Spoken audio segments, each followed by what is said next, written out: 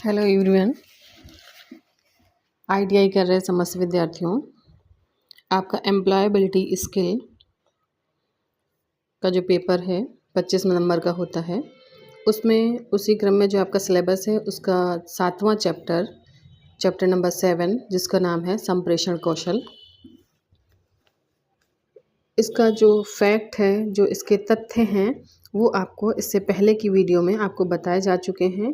प्रेषक क्या होता है, प्राप्तकर्ता क्या होता है, फीडबैक क्या है, कितने प्रकार का संप्रेषण कौशल होता है, कौन कौन सी बाधाएं आती हैं, ये आपका हो गया है। तो उसी क्रम में आज आपके क्वेश्चन आंसर जो आपके एग्ज़ाम में महत्वपूर्ण है और आपके ये एग्ज़ाम में आएंगे, इसमें से समझते हैं। पहला क्वेश्चन क्या है आपका।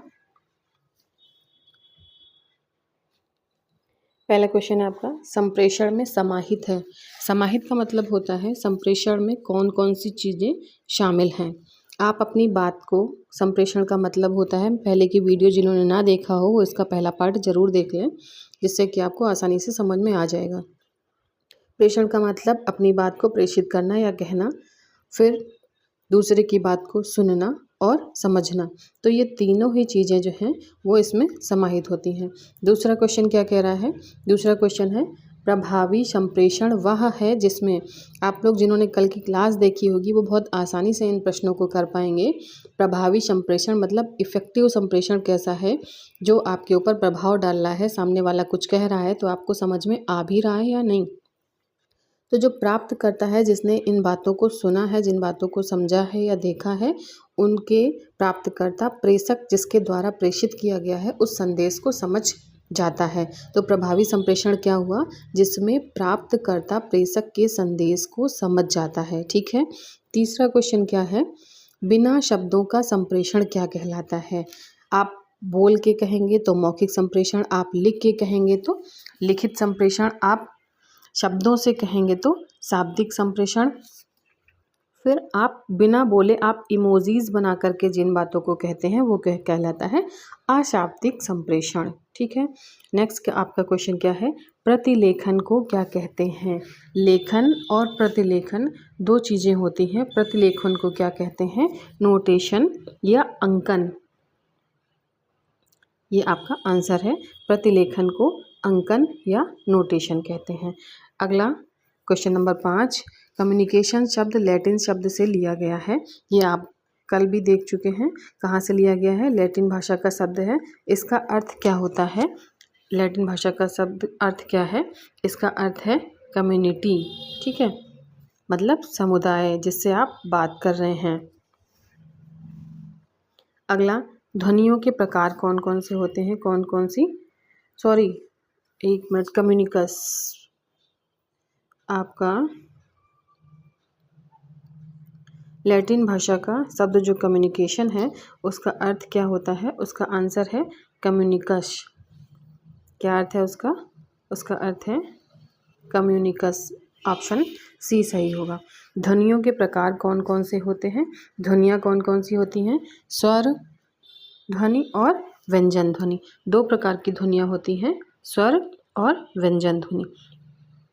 वर्तनी का अर्थ है, ऑर्थोग्राफी क्या होता है, ऑर्थोग्राफी मतलब वर्तनी। वर्तनी क्या होती है, वर्तनी से क्या मतलब होता है, लिखने की प्रणाली। आप कौन सी वर्तनी लिख रहे हैं, कौन सा, किस भाषा में आप लिखकर अपनी चीज़ों को बता रहे हैं। जैसे आप उसमें मोबाइल में करते हैं ना, इटैलिक फॉन्ट आ गया, ये जर्मन फॉन्ट आ गया, तो जो अलग अलग फॉन्ट होते हैं वो क्या कहलाती है, लिखने की प्रणाली। ठीक है। स्वरों की संख्या कितनी होती है, क्वेश्चन नंबर 8 है, स्वर कितने प्रकार के होते हैं। स्वर आप बताएं कितने प्रकार के होते हैं। इंग्लिश में तो 5 स्वर होते हैं, A E I O U, और हिंदी में आपके 20 स्वर होते हैं। अब आप कहेंगे 20 स्वर कैसे होते हैं, इसमें आपको उसमें और ऐड करके बताए गए हैं, जो कि भाषा, जो लैंग्वेज है जिसके थ्रू आप संयुक्त अक्षर, उनमें जो स्वर यूज हो रहे हैं वो सारे आपको बताए गए हैं। नेक्स्ट क्वेश्चन क्या है, नेक्स्ट क्वेश्चन आपका क्या है, व्यंजन ध्वनियों की संख्या कितनी होती है। कितने होते हैं व्यंजन, व्यंजन ध्वनियों की संख्या कितनी होती है? ये होती है 24।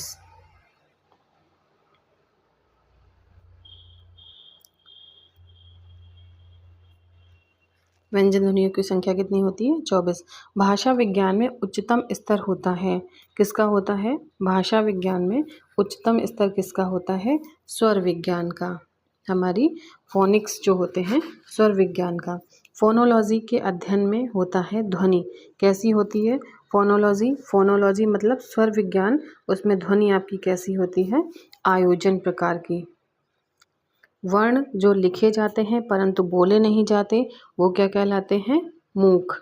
लिखे जाते हैं परंतु बोले नहीं जाते, वो क्या कहलाते हैं? मूक। लिंग्विस्टिक अध्ययन क्या होता है?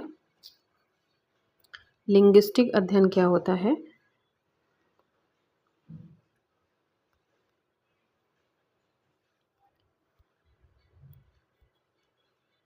लिंग्विस्टिक अध्ययन क्या होता है? क्या होता है लिंग्विस्टिक? बी ऑप्शन, ध्वनियाँ। जो ध्वनियाँ होती हैं इन्हें क्या कहते हैं? लिंग्विस्टिक।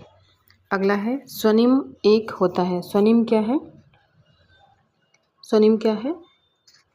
ध्वनि। ठीक है। सुनने का अर्थ क्या है? सुनने का अर्थ बोले गए शब्दों में बताए शब्दवंश को समझने के लिए कान लगाना, या जो आप समझ सकते हैं उन बातों को सुनने का अर्थ क्या होता है। ठीक है। नेक्स्ट क्या है? सुनने का पहला पद क्या होता है? किस तरह से आप बातों को सुनते हैं? आप किस तरह से बातों को सुनेंगे? धारणा मतलब रिटेंशन के साथ, और अर्थ निकाल करके जो बात कही जा रही है उसको, उसका मीनिंगफुल होना चाहिए, उसको अर्थ से समझना चाहिए। और रिटेंशन मतलब ध्यान से धारण करते हैं। अटेंशन का मतलब होता है ध्यान से, रिटेंशन का मतलब होता है सुनी हुई बातों को धारण करना। नेक्स्ट आप क्या क्या है? स्वर शैली या इंटोनेशन क्या होता है? स्वर शैली, स्वर शैली क्या होती है? धुन जो होती हैं, धुनें होती हैं, धुन उन्हें कहते हैं स्वर शैली। स्किमिंग या सरसरी देखना एक प्रकार का क्या है? सरसरी, आप कहते हैं ना सरसरी नज़र से पढ़ लिया, तो क्या कहते हैं? सरसरी नज़र से पढ़ लिया। या स्किमिंग क्या होता है? पढ़ना। 19 क्वेश्चन नंबर, स्किमिंग का अर्थ शीघ्रता से पढ़कर समझना होता है। इसके बारे में या किसके बारे में है? यह किसके बारे में है? ठीक है। स्किमिंग का अर्थ शीघ्रता से पढ़कर समझना होता है कि यह किसके बारे में है।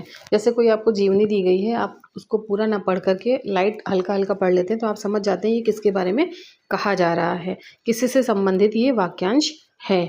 ठीक है। नेक्स्ट आपका 20 नंबर, कल मैंने बताया था आपको 3 Rs क्या होते हैं। 3 Rs क्या मतलब होता है? रीड, रिकॉल और रिव्यू। रीड मतलब आप पढ़ो, रिकॉल मतलब आप उसे दोबारा याद करो, और उस बात पे रिव्यू करो कि हाँ मुझे कुछ याद हुआ या नहीं। तो 3 Rs का मतलब होता है read, recall and review. Most important question है ये। नेक्स्ट SQ 3R में S का क्या मतलब होता है? SQ 21 नंबर क्वेश्चन है आपका। SQ 3R में S का क्या मतलब होता है? S का मतलब होता है सर्वे। SQ 3R में Q का क्या मतलब होता है? इसका मतलब होता है क्वेश्चन।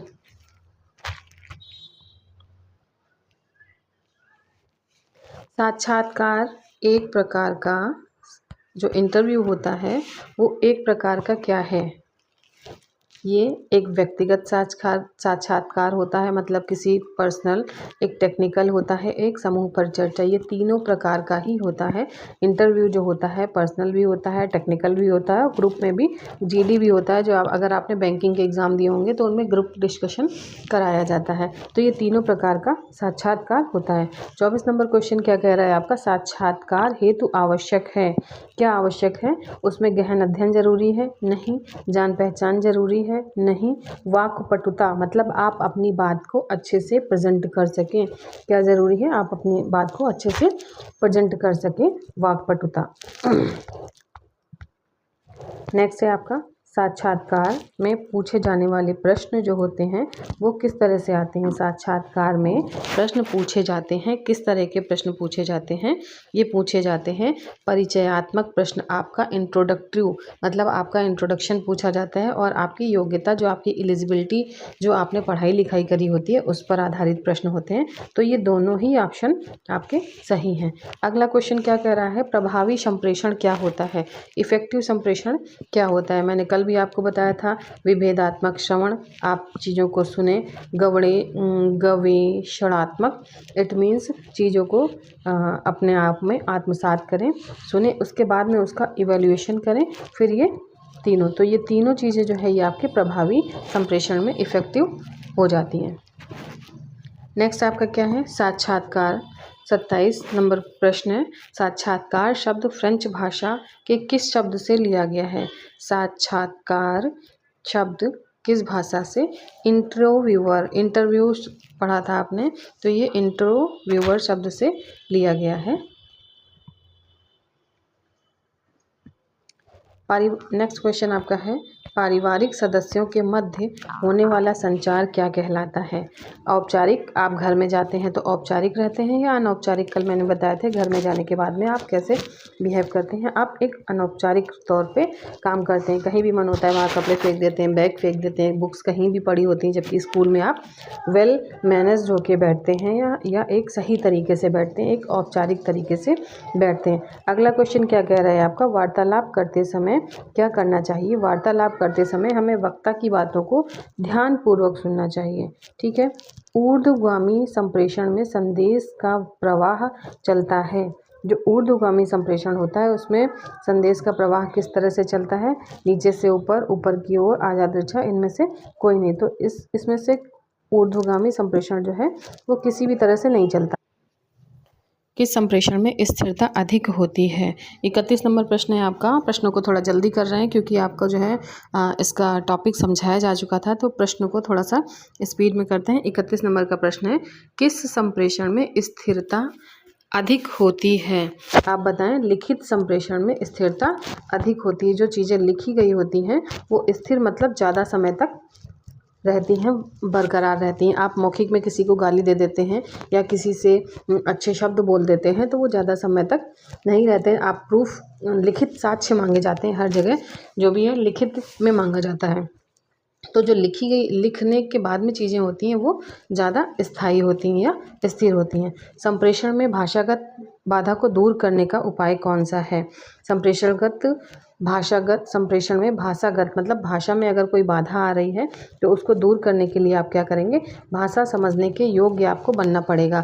जिस भाषा में आपको भाषा समझने के लिए दिक्कत आ रही है उस भाषा को आपको पहले अच्छे से समझना पड़ेगा, ये किस तरह से हम इससे समझ सकें। नेक्स्ट है आपका 33 नंबर का क्वेश्चन है। 33 नंबर का क्वेश्चन क्या कह रहा है आपका, प्रभावी संप्रेषण के मार्ग में सबसे बड़ी बाधा है। क्या है सबसे बड़ी बाधा। आप कमज़ोर हैं, नहीं। प्रतिपुष्टि का अभाव है, नहीं। शब्दों की अस्पष्टता है, नहीं। आप जो प्राप्तकर्ता की अनिच्छा, अगर जो है प्राप्तकर्ता चाह ही नहीं रहा है तो वो आप उसको अपनी बात नहीं पहुंचा सकते, वो सुन नहीं रहा है, आप कुछ भी कहें। नेक्स्ट क्या है, किसी व्यक्ति का हमारी ओर आमुख होना यह संकेत देता है कि, आमुख होना मतलब हमारी ओर देखना या हमारी बातों को ध्यान से सुनना कि वह हमसे कुछ कहना चाहता है। ठीक है, मतलब उसने आपकी बात को अच्छे से सुना और उसके बाद में वो अपनी बात को कहना चाहता है। ठीक है। अगला क्वेश्चन है, संचार की प्रतिक्रिया के दौरान प्रेषक प्राप्तकर्ता दोनों से संबंधित तत्व हैं। कौन कौन से तत्व हैं आप बताएं, कौन कौन से तत्व हैं। प्रेरक, एक तो आपको मोटिवेटेड रहना पड़ेगा, आपको बिलीव करना पड़ेगा और आप में एटीट्यूड यानी कि रुचि, इंटरेस्ट होना चाहिए। ये तीनों ही जो हैं, प्रेरणा, विश्वास और अभिरुचि, ये तीनों ही आपके संचार कौशल में प्रेषक के प्राप्तकर्ता से संबंधित तत्व हैं। नेक्स्ट क्वेश्चन आपका है,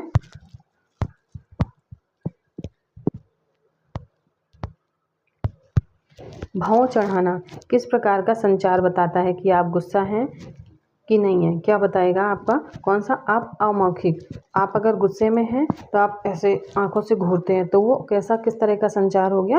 वो अमौखिक संचार हो गया। आपने बताया नहीं कि मैं गुस्सा हूँ, लेकिन आपके फेस जो रिएक्शंस है वो बता रहे हैं कि आप गुस्सा हैं। नेक्स्ट आपका क्या है? 40 नंबर का क्वेश्चन। 40 नंबर का क्वेश्चन क्या कहता है? व्यक्ति द्वारा स्वयं को अभिप्रेरित करने हेतु क्या करना चाहिए? लोगों की बातों को ध्यान से सुनना चाहिए, बिल्कुल सही। जीवन में एक सुनिश्चित लक्ष्य निर्धारित करना चाहिए, बिल्कुल सही। कोई भी नौकरी करनी चाहिए, बिल्कुल सही। उपर्युक्त में से सभी, उपर्युक्त में से सभी। 41 नंबर का क्वेश्चन क्या कह रहा है? सफलता प्राप्त करने के लिए आपको क्या करना चाहिए? सफलता प्राप्त करने के लिए आप क्या करेंगे? तो आप गुणात्मक मतलब क्वालिटेटिव जो संचार होता है उसका विकास करना जरूरी होता है। गुणात्मक संचार कौशल का विकास जरूरी होता है। नेक्स्ट आपका क्या है? 42 नंबर का प्रश्न है, किसी वार्तालाप का अंत करने के लिए, किसी भी बात को ख़त्म करने के लिए, समाप्त करने के लिए हमें क्या करना चाहिए? हमें उस स्थान से उठकर चले जाना चाहिए। यदि आपकी कहीं लड़ाई हो रही है, कहीं आपको गुस्सा आ रहा है, आपको लग रहा है कि मैं ये बातें ना सुनूं या मुझे यहाँ पे अच्छा नहीं लग रहा है, तो आपको उस स्थान से, उस जगह से उठकर चले जाना चाहिए। ये सबसे अच्छा उदाहरण है आपको अपने जीवन में कठिनाइयों से दूर रहने के लिए। ठीक है, तो नेक्स्ट आपका क्या है? साक्षात्कार के लिए आपको क्या करना चाहिए? साक्षात्कार के लिए आपको पूर्वाभ्यास करना चाहिए। इट मीन्स प्रैक्टिस करके आप इंटरव्यू में जाएं। ठीक, साक्षात्कार के माध्यम से व्यक्ति के कौन से आंतरिक और बाह्य दोनों तरह के गुणों का मापन किया जाता है कि आपके अंदर कैसी इच्छा शक्ति है, किस तरह से आप लोगों को जो है आप अपनी बातों से इम्प्रेस कर पाएंगे या नहीं कर पाएंगे। आपका पहनावा ओढ़ावा, आपके शारीरिक वेशभूषा, इन दोनों का ही मापन, मेजरमेंट किया जाता है। नेक्स्ट क्वेश्चन आपका 45 नंबर का क्वेश्चन है, साक्षात्कार यानी कि इंटरव्यू एक क्या है? आप बताएं, इंटरव्यू क्या है? एक औपचारिक वार्तालाप है, एक फॉर्मल वार्तालाप है। आप वहाँ पे जाते हैं, एक फॉर्मल तरीके से जाते हैं, आप अच्छे कपड़े पहन के जाते हैं, आप अपने पूरे डॉक्यूमेंट्स के साथ में जाते हैं, आप अपने बातों को प्रेजेंट करने के लिए तैयार होके जाते हैं, मेंटली मोटिवेट होके जाते हैं कि नहीं मैं ये कर पाऊँगा। नेक्स्ट क्या है? 46 नंबर का क्वेश्चन क्या आता है? दृश्य श्रव्य के माध्यम का उपयोग कैसे करते हैं? दृश्य श्रव्य जो माध्यम है उसका उपयोग किस तरह से करता है? घबराहट को दूर करने के लिए। ये देखिए, आपको सिचुएशन बेस्ड क्वेश्चन दिया गया है। हेलो शंकर, मैं रामानुजम बोल रहा हूँ। मेरे साथी शिवा ने बताया कि रवि ने मुझे 12 बजे दोपहर में फ़ोन किया था। क्या वह उपलब्ध है? इस वार्तालाप में संदेश वाले तथा प्राप्त करने वाले को पहचानिए। कौन, कैसे पहचानेंगे आप? कौन कर रहा है? भेजने वाले का नाम क्या है? रामानुजम, और प्राप्त करने वाले का नाम क्या है? शंकर। तो ये इस सिचुएशन बेस्ड क्वेश्चन आपसे भी पूछे जा सकते हैं कि किस तरह की सिचुएशन बना करके आपको पूछा। देखिए, आपका फिर नेक्स्ट आ गया है, फिर सिचुएशन बेस्ड क्वेश्चन है। क्या कह रहा है? हेलो सरदार, मैं रंजीत बोल रहा हूँ। कल मैंने महात्मा पर एक पत्र कोरियर द्वारा प्राप्त किया। इस वार्तालाप में संदेश प्राप्त करने वाला कौन है? किसने प्राप्त किया? हेलो सरदार, मैं रंजीत बोल रहा हूँ। कल मैंने महात्मा पर, किसने प्राप्त करेगा? कौन प्राप्त करेगा? अब आप समझ पा रहे होंगे कौन प्राप्त करेगा। मैं सरदार, मैं रंजीत बोल रहा हूँ। कल मैंने महात्मा पर एक पत्र प्राप्त किया, तो कौन प्राप्त कर रहा है? सरदार। ठीक है, निम्न में से कौन सा शिष्टाचार ईमेल के लिए उचित होगा? आप बताएं, कौन सा शिष्टाचार? संक्षिप्त में, शॉर्ट में ईमेल भेजना। ठीक है, एसएमएस का फुल फॉर्म कल भी मैंने आपको बताया था क्या होता है। एसएमएस का फुल फॉर्म क्या होता है? Simple memo service. ठीक है, जो आप मैसेज भेजते हैं, मैसेज कहते हैं, उसका फुल फॉर्म क्या होता है? एसएमएस का simple memo service. Question number 54 क्या कह रहा है? साक्षात्कार के शिष्टाचार में क्या नहीं करना अनुचित होता है? क्या नहीं करना अनुचित होता है? अब आप बताएं क्या नहीं करना अनुचित होता है? आत्मविश्वास होना, ज़रूरी है, बहुत ज़रूरी है, उसके बिना आप इंटरव्यू नहीं दे सकते। उपयुक्त कपड़े पहनना, आपके कपड़ों से भी आपको जज किया जाता है। उचित आंखों का संपर्क होना, आई कांटेक्ट के थ्रू इंटरव्यू मोस्ट इम्पॉर्टेंट होता है। नेक्स्ट आपका नौकरी पाने के लिए अपनी क्षमताओं के बारे में झूठ नहीं बोलना चाहिए, तो ये आपका क्वेश्चन नहीं होगा। ठीक है, क्वेश्चन नंबर 55 क्या कह रहा है, निम्न में से कौन सा विकल्प पब्लिक एड्रेसिंग का 3P है। ठीक है, क्वेश्चन नंबर 55 क्या कह रहा है, प्रिपरेशन, कहीं भी आप जाएं प्रिपरेशन, उसकी प्रैक्टिस और परफॉर्मेंस, ये तीनों चीज़ें ज़रूरी होती हैं। क्वेश्चन नंबर 56 क्या कह रहा है, 56 में आपको निम्नलिखित में से कौन सा अच्छा संप्रेषण है, संदेश स्पष्ट और सीधा हो, जो आपने बोला उसका जो इफ़ेक्ट जो आपने बोला वो स्पष्ट और सीधा होना चाहिए। क्वेश्चन नंबर 57 क्या कह रहा है, 57 कह रहा है साक्षात्कार की बात अगर आपको समझ में नहीं आए, साक्षात्कारता इट मीन्स जो आपसे इंटरव्यू ले रहा है उसकी बात आपको समझ में नहीं आए तो आप क्या करोगे, क्षमा मांगते हुए दोहराने को कहेंगे, चुप रहने के लिए कहें, चुप रहेंगे, गुस्सा दिखाएंगे, साक्षात्कार छोड़कर निकल जाएंगे, नहीं, हम दोबारा इससे रिक्वेस्ट करेंगे कि आप मुझे अपनी बात को दोबारा कहें। ठीक है, नेक्स्ट क्या है, 58 नंबर क्वेश्चन क्या है, साक्षात्कार का पहला प्रभाव पड़ता है, किस पर पड़ता है, आपकी प्रेजेंटेशन पर, आप जिस तरह से अपनी बात को प्रस्तुत कर रहे हैं। नेक्स्ट आपका क्या है, 59 नंबर का क्वेश्चन है, व्यवहारिक कौशल क्या है, बिहेवियरल क्या होता है, मतलब आपका परस्पर सामंजस्य बनाने की जो काबिलियत है बातों के साथ में, अपने किसी टॉपिक के साथ में, जो आपका कनेक्टिविटी है, जो आप एक दूसरे से अटैच करके चीज़ों को बता रहे हैं, वो क्या करती है, आपके व्यवहार को दर्शाती है। नेक्स्ट आपका है, वक्ता को कैसे आभास होता है कि आप उसे सुन रहे हैं, कैसे आभास होगा बताएं, उसको मुस्कुरा के, ठीक है, मौखिक अभिव्यक्तियां आप उसे बोल रहे हैं, सिर हिलाकर या बातों का समर्थन, तो ये तीनों ही चीज़ों द्वारा उसे पता चलता है कि आप उसकी बात को सुन रहे हैं या नहीं सुन रहे हैं। क्वेश्चन नंबर 61 क्या कह रहा है, क्वेश्चन नंबर 61 कह रहा है आपका, क्वेश्चन नंबर 61 क्या कह रहा है,